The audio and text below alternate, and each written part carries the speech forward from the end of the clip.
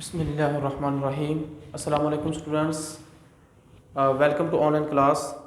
Students, जैसा कि आपको मालूम है कि हमने प्रीवियस लेक्चर में हमने यूनिट नंबर 9 स्टार्ट किया था, ट्रांसफ़र ऑफ हीट। ठीक है, ट्रांसफ़र ऑफ हीट के अंदर हमने कंडक्शन के बारे में पढ़ा था, कंडक्शन क्या होती है। ठीक है, लेकिन कंडक्शन के आगे कुछ टाइप्स हैं और मतलब आगे उसकी जो एक्सप्लेनेशन है वो हम पढ़ने जा रहे हैं। तो इसमें फर्स्ट ऑफ ऑल जो है थर्मल कंडक्टिविटी है। ठीक है, बेटा देखिए इसमें थर्म किसे कहते हैं। थर्म बेसिकली मतलब हीट, पावर, कंडक्टिविटी, कंडक्शन मतलब कंडक्शन। कंडक्शन का मतलब है कि कोई मटेरियल कितना कंडक्टर है।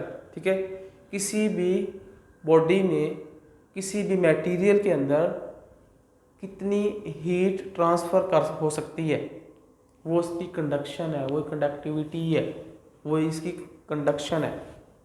ठीक है, थर्मल कंडक्टिविटी क्या है, किसी भी बॉडी में हीट कितनी ट्रांसफ़र होती है।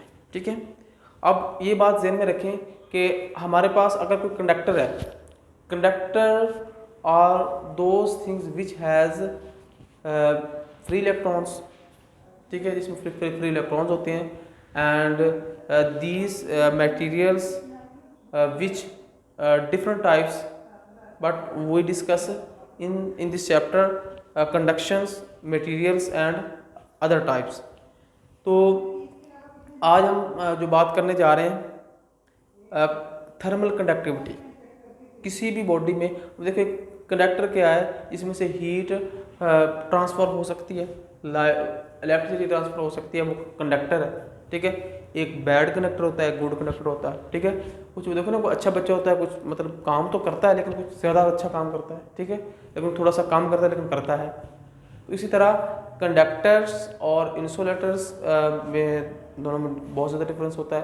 तो कंडक्टर्स में जो थर्मल कंडक्टिविटी है कंडक्टर्स में ज़्यादा होती है, क्योंकि वो उसमें हीट जो है ज़्यादा ट्रांसफ़र हो जाएगी, जल्दी ट्रांसफ़र हो जाएगी इंसुलेटर की निस्बत।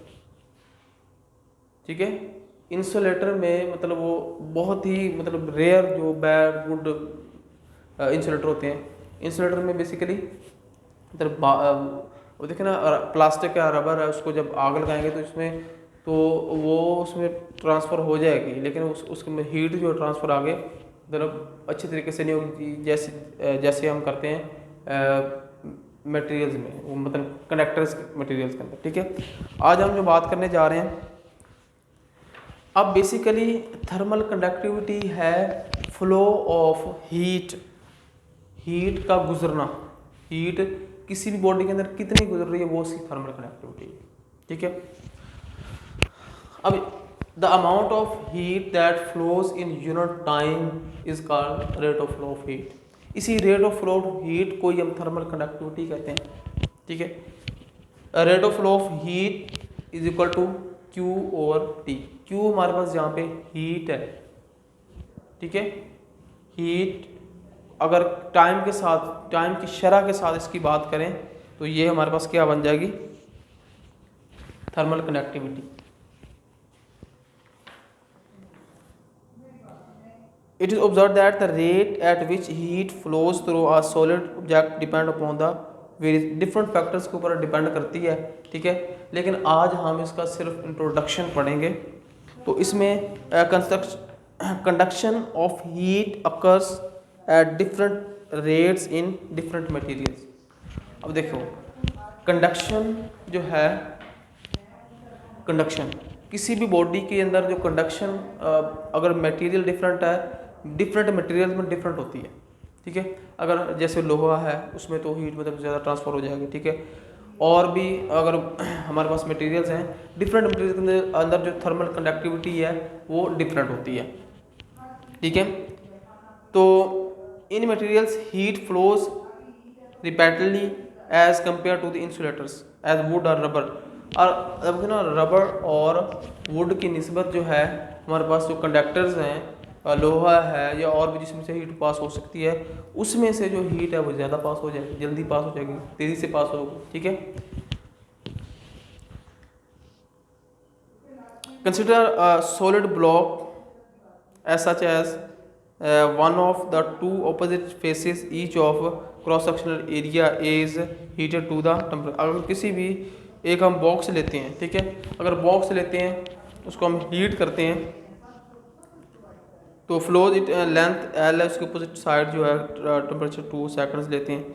इस तरह ये हम इसको थर्मल कंडक्टिविटी को हम basically thermal conductivity cross sectional area of the solid, ये बहुत सारी चीज़ों पर डिपेंड करती है। First of all cross sectional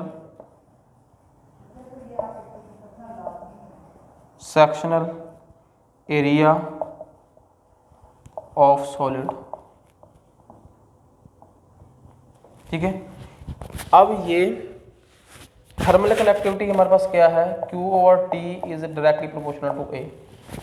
अगर किसी भी बॉडी के अंदर, अब ध्यान में रखें, किसी भी बॉडी के अंदर या किसी भी कोई भी बॉडी है जिसका उसका उतना एरिया होगा, उसमें उतनी ही ज़्यादा उसमें थर्मल कंडक्टिविटी होगी, ठीक है। ये डिपेंड करते क्या होती है, अब कह सकते हैं कि thermal conductivity is directly proportional to cross sectional area.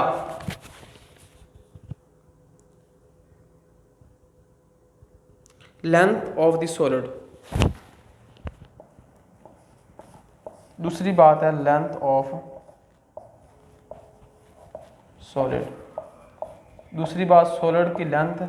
अब Q/T is inversely proportional to length, ठीक है। अब देखो ना कि एक